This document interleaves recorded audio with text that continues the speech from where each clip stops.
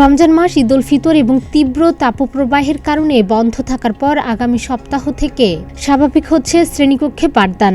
আগামী 4 মে শনিবার থেকে খুলছে মাধ্যমিক স্কুল, কলেজ, মাদ্রাসা ও কারিগরি শিক্ষা প্রতিষ্ঠান। আর রোববার 5 মে থেকে খুলছে প্রাথমিক বিদ্যালয়। বৃহস্পতিবার শিক্ষা মন্ত্রণালয় এবং প্রাথমিক ও গণশিক্ষা মন্ত্রণালয় থেকে এ তথ্য জানানো হয়। শিক্ষা মন্ত্রণালয়ের জনসংযোগ কর্মকর্তা মোহাম্মদ আবুল খায়ের জানান, শনিবার থেকে মাধ্যমিক পর্যায়ে শ্রেণীকক্ষে সরাসরি পাঠদান শুরু হবে।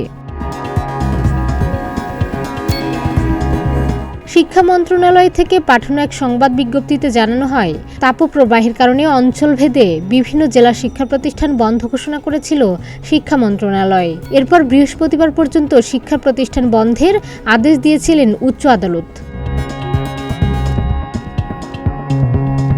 এতে আরও বলা হয়, এর আগে শিক্ষা মন্ত্রণালয়ে জারি করা প্রজ্ঞাপন অনুযায়ী শনিবার থেকে যথারীতি সারা দেশে মাধ্যমিক পর্যায়ের বিদ্যালয়ে ক্লাস চলবে। পরবর্তী নির্দেশ না দেওয়া পর্যন্ত সপ্তাহে 6 দিন মাধ্যমিক পর্যায়ের সব শিক্ষা প্রতিষ্ঠানে শ্রেণী কার্যক্রম চলবে। এদিকে প্রাথমিক ও গণশিক্ষা সচিব ফরিদ আহমদ জানান, তীব্র তাপপ্রবাহের কারণে বৃহস্পতিবার পর্যন্ত স্কুল বন্ধ রয়েছে। শুক্র ও শনিবার সাপ্তাহিক ছুটি শেষে রোববার থেকে যথারীতি ক্লাস শুরু হচ্ছে। এর আগে পবিত্র রমজান মাস, ঈদ উল ফিতর এবং গরমের কারণে এক সপ্তাহ ছুটি মিলিয়ে মোট 1 মাস 3 দিন পর গত রোববার খোলে দেশের শিক্ষাঙ্গন। একদিন খোলা রেখে সোমবার খোলা থাকে প্রাথমিক স্কুল। কিন্তু তাপপ্রবাহে হাইকোর্টের নির্দেশনা মেনে মঙ্গলবার থেকে বৃহস্পতিবার পর্যন্ত উভয় স্তরের শিক্ষা প্রতিষ্ঠান বন্ধ ঘোষণা করা হয়।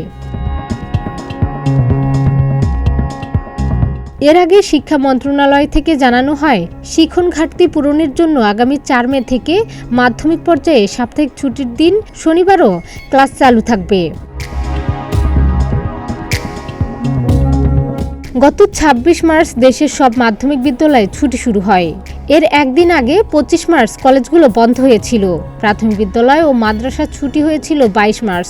পবিত্র রমজান, ঈদ উল ফিতর ও গ্রীষ্মকালীন অবকাশ শেষে গত 21 এপ্রিল শিক্ষা প্রতিষ্ঠান খোলার কথা ছিল। তবে দেশজুড়ে তীব্র তাপপ্রবাহের কারণে শিক্ষার্থীদের স্বাস্থ্য সুরক্ষা বিবেচনায় 1 সপ্তাহ পিছিয়ে দেওয়া হয়েছিল শিক্ষা প্রতিষ্ঠান খোলার তারিখ। ডেস্ক রিপোর্ট, প্রতিদিনের বাংলাদেশ।